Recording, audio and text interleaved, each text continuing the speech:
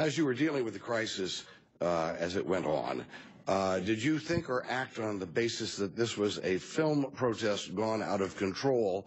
And when you briefed the president, did you tell him that?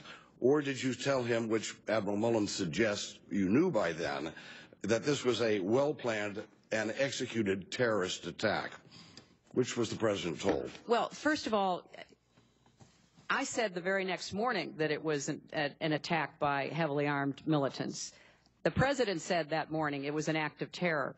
At the same time, however, I was dealing with protests against our facilities that were clearly connected to that video. Right. Yeah. So we were managing a number of such Let's just say that events. you noted that, and it can be, people do this so that you can say that you said it, but the emphasis, we all remember what the emphasis was, over and over and over again. It was repeated that we had enraged the Islamic terrorists, which, by the way, what's that do? When you say that we enraged the Islamic terrorists, that means we're at fault.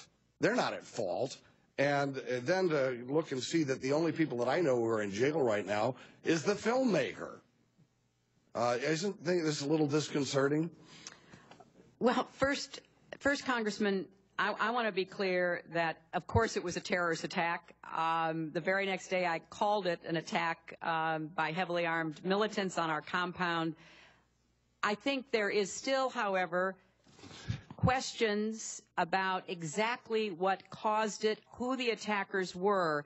The ARB, after months of research, said the picture is still very complicated, and I think it's worth members looking at both the unclassified and classified ARB with that in mind.